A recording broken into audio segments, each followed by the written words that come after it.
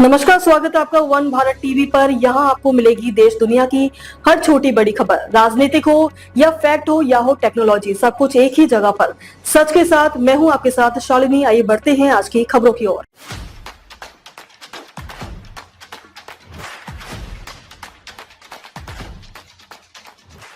बिहार बंगाल चुनाव में क्या होगा बीजेपी का मुद्दा, पीएम मोदी और अमित शाह ने दिए बड़े संकेत। आगामी विधानसभा चुनाव में 5 साल की सजा वाले मामले में 30 दिन से अधिक जेल में रहने पर मंत्री, सीएम और पीएम की स्वतः बर्खास्तगी का विधेयक भाजपा का बड़ा मुद्दा होगा। प्रधानमंत्री मोदी और गृह मंत्री अमित शाह ने बिहार, बंगाल, केरल और तमिलनाडु में इसके संकेत दिए हैं। 130वें संविधान संशोधन विधेयक का विपक्ष ने विरोध किया था। 5 साल की सजा वाले मामले में 30 दिन से अधिक लगातार जेल में रहने की स्थिति में मंत्री, सीएम और पीएम की स्वतः बर्खास्तगी वाला विधेयक आगामी विधानसभा चुनाव में भाजपा का बड़ा मुद्दा होगा। बिहार में, पश्चिम बंगाल में प्रधानमंत्री नरेंद्र मोदी और केरल में तमिलनाडु में गृह मंत्री अमित शाह ने इसका साफ संकेत दे दिया। 2 दिन पहले इससे संबंधित 130वें संविधान संशोधन विधेयक के विरोध में सभी विपक्षी दलों संसद में हंगामा किया। संयुक्त संसदीय समिति की बैठक में विधेयक को लेकर हंगामा जारी रहने की आशंका है। नवम्बर में बिहार के बाद अगले साल अप्रैल मई में असम, पश्चिम बंगाल, पुडुचेरी, तमिलनाडु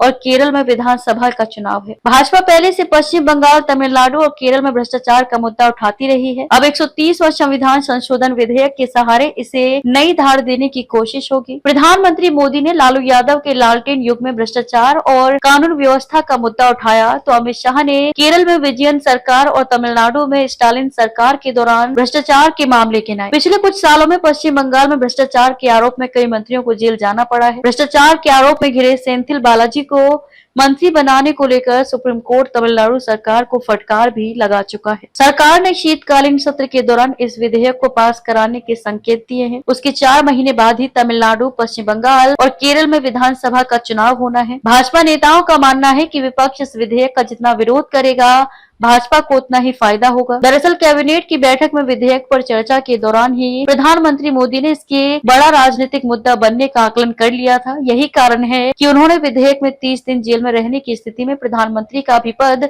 समाप्त होने के प्रावधान को शामिल करने का निर्देश दिया। अमित शाह ने विधेयक पेश करने के बाद ही इंटरनेट मीडिया एक्स पर पोस्ट कर बता दिया था कि एक तरफ भाजपा 130वें संविधान संशोधन के सहारे प्रधानमंत्री को भी कानून के दायरे लाने का काम कर रही है, वहीं कांग्रेस ने 39वां संविधान संशोधन कर तत्कालीन प्रधानमंत्री इंदिरा गांधी को कानूनी कार्यवाही के दायरे से बाहर कर दिया था। खबरों में बस इतना ही, फिर होगी आपसे मुलाकात। तब तक के लिए नमस्कार और देखते रहिए वन भारत टीवी।